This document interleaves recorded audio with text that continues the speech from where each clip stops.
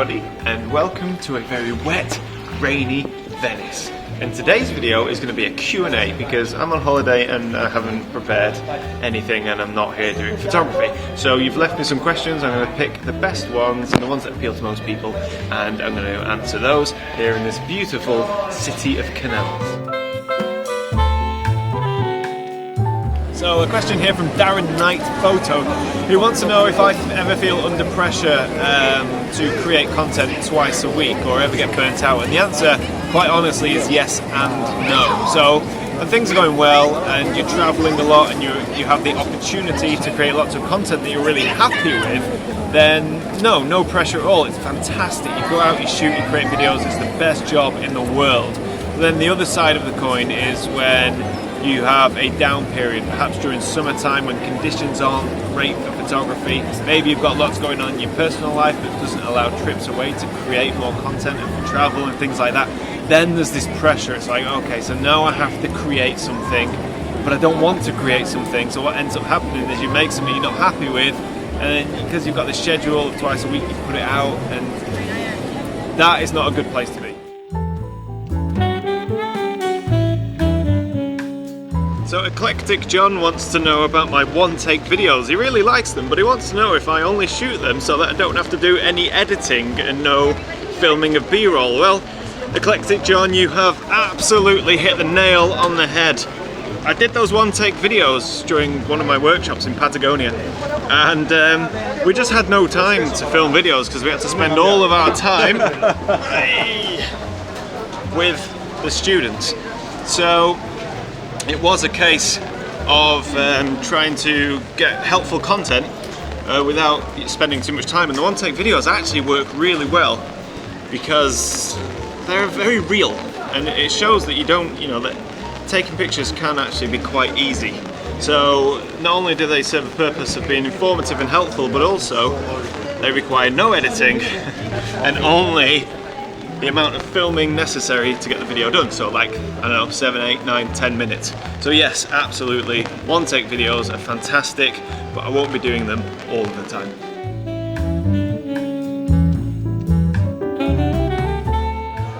So David Ewer's Photography wants to know what's the most frustrating thing when travelling.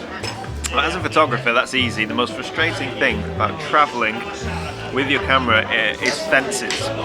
So when I'm in the UK, I know exactly where I'm allowed to go, where I'm not allowed to go, and how to access places that I might want to photograph. But when travelling abroad, for example, driving through Argentina, you'd see so many beautiful scenes, but there were just fences everywhere. As far as the eye could see, there were fences. Every single piece of land is fenced off. So it's very frustrating to be able to see these locations and see these scenes and not be able to go and wander, explore and photograph them. Now I get it, I totally understand it, but it's still nonetheless incredibly frustrating to see something so beautiful and not be able to go, explore and photograph. So yeah, fences is the answer to your question.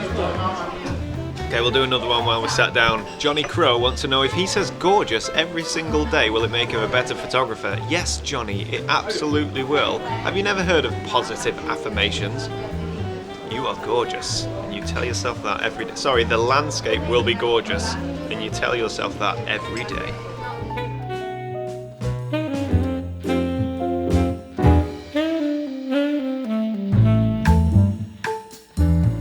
Question from Andy Gray, whose work I love. I think I follow him on Twitter. Excellent work. Anyway, Andy wants to know if I ever feel like mixing it up and doing some ICM. If you don't know what ICM is, it's intentional camera movement, not internal camera movement, which I have called it in the past, but it's basically where you shoot handheld or even on a tripod, as I've done in the past, and you create a longer exposure, maybe half a second, 1 second, 2 seconds, and you move the camera to create intentional blur.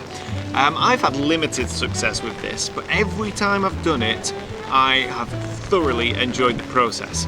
So Andy, I think I would like to accept your invitation and come and shoot some ICM with you, so reach out, send me an email, and yeah, I think that'll make a really interesting video because it's a topic that I haven't really covered much, in fact ever, I don't think. So yeah, intentional camera movement is a fantastic way of just, I don't know, like getting a bit more creative, doing something a bit different. Maybe if you're if the conditions aren't great or you're a bit uninspired, that can be a fantastic way to mix up your photography. So yeah, absolutely would love to give that a bash.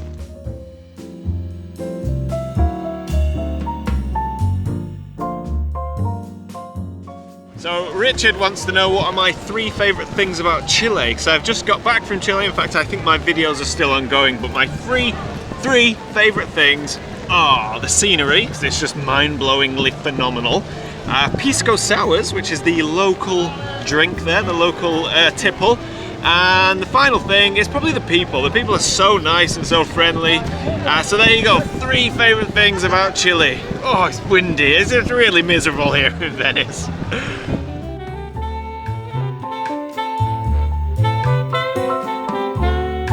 Quick question from Drew Warbriton, who wants to know, is it possible to create an image that everyone will like? No.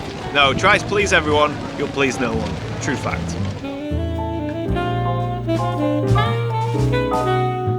So a question from Corey Hart, and he wants to know what's my motivation for shooting with the Hasselblad X-Pan around Venice.